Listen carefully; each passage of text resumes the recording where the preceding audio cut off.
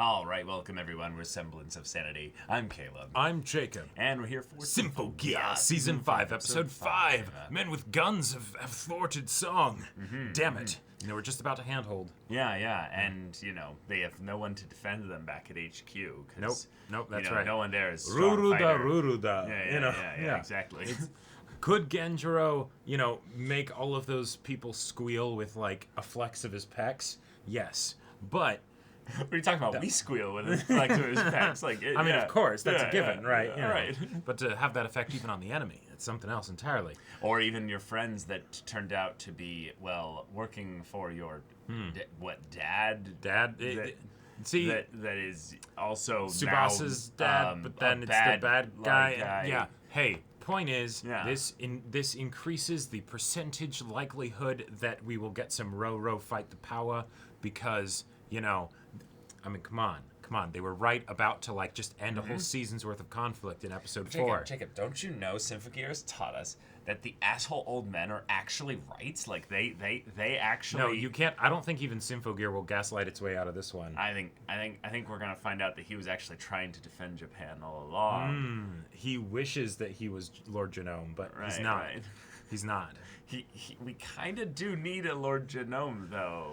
But isn't that just the remnants of the Bavarian Illuminati at this point? Or Maria and Kirika Shirabe, who are goated cast characters now. Yeah, exactly. It's just we have the girls and they can do all the stuff that needs to be done, unless it's watching action movies, in which case Chris and Genjiro will watch them together and have a great time.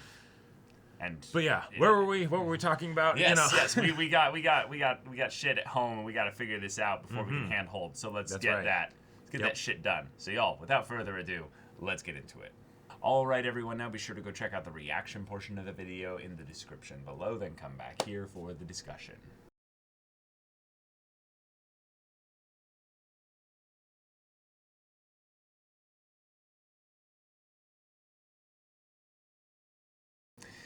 All right, we got ourselves a classic Symphogear cliffhanger. Indeed. There's no way they cut off Miku's head. No way. I love the audacity and the gumption to suggest that might have happened. Yeah. When it was clearly the old guy. You're right. Yep. Yeah.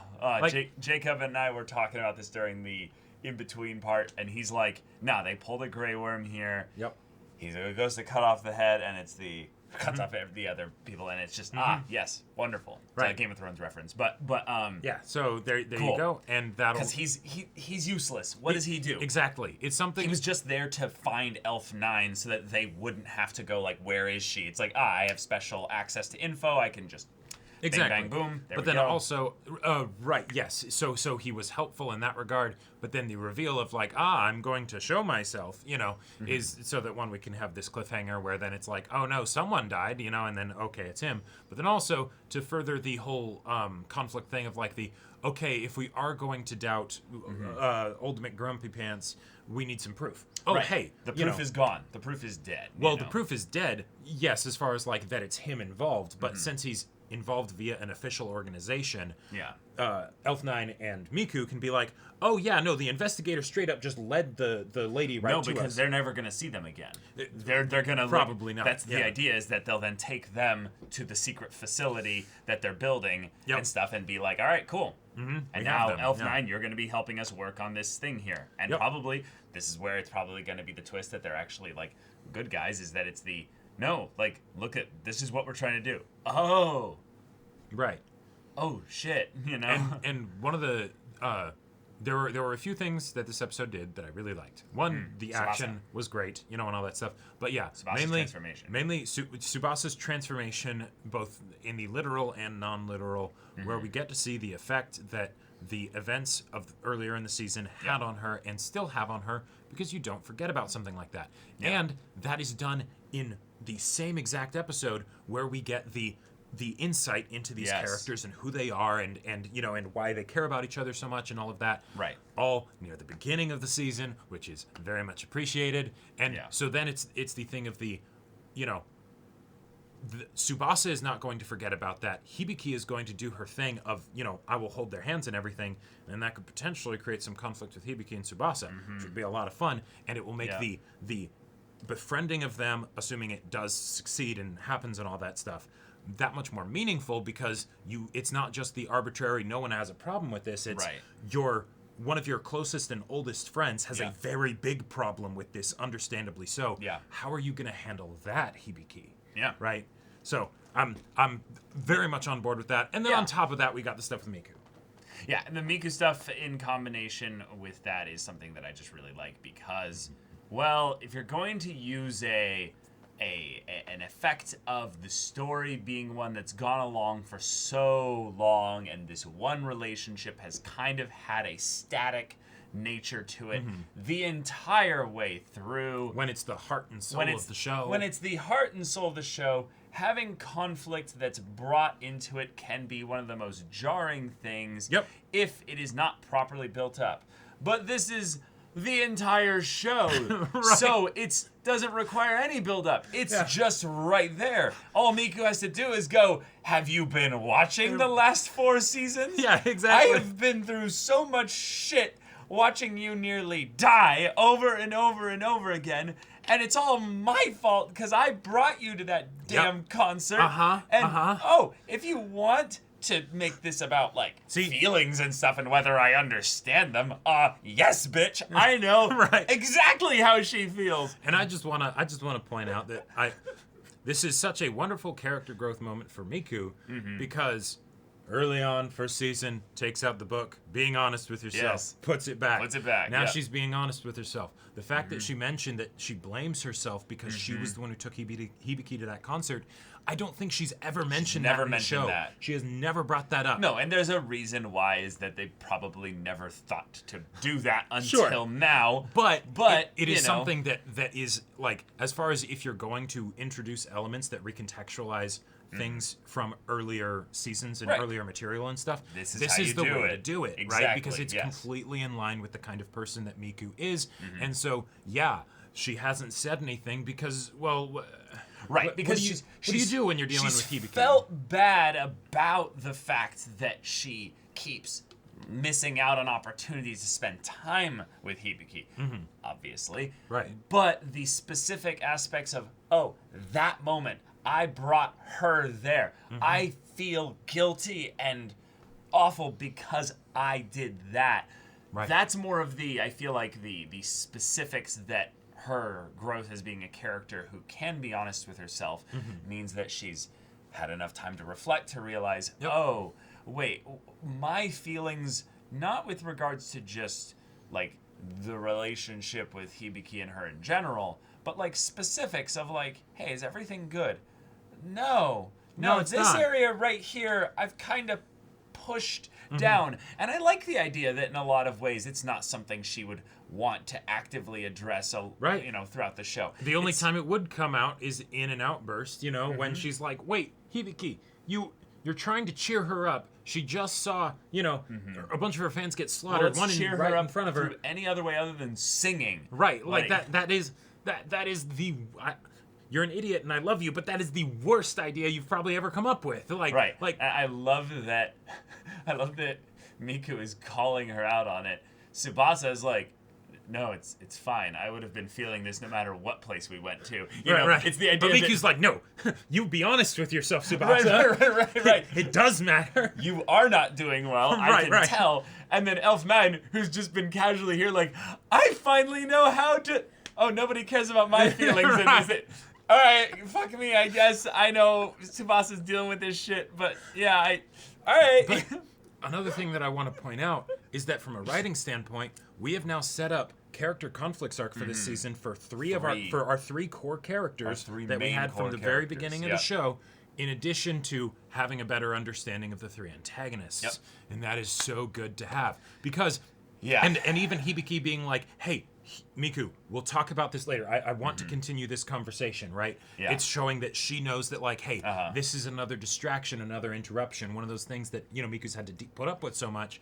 But then, hey, they get kidnapped, and now, they won't be able to do that. Yeah, right? And it's great because this is happening now, whereas we're in the final season of a 5-season show where, we could be fighting God or anti-spirals pretty soon. Better get all this shit taken care of and resolved before ironed out now, because I am starting to get a little worried the more and more we had a bureaucratic investigation to cuck the main character's transformation. Hey, Gurren Lagann, they had to do it too before they fought. No, I know, but the fact that it was so immediately, because I could tell it was so meaningless in the like, it was so contrived. It was dealt with in the one episode. It was dealt with in the one episode, and we knew what they were kind of getting at here, just to save basically the Noble Red group from getting their asses beat.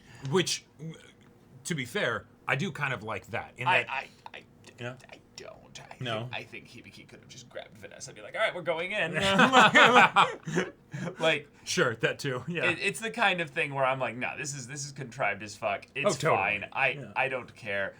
But because it's been done with so quickly, I have a very weird feeling that Hibiki's not going to use her super ability still for a long period of time. Okay. Because the story won't give her opportunities to, not because she literally like, but I was told a while ago not to do it. But it did feel like the thing of the like, over the course of this show, we've had the antagonists and the writers, let's be real, come up with a lot of different ways to try and nerf the main characters so that the conflict can last a little bit longer. And now the conflict is about how OP the main characters are, and the fact that the antagonists have to get super clever and bullshit in order to actually contrived with the antagonists to the point where they say, we're going to bureaucratically say that you cannot use your new transformation specifically because, well, we don't recognize that. We don't recognize that. We don't know what it does.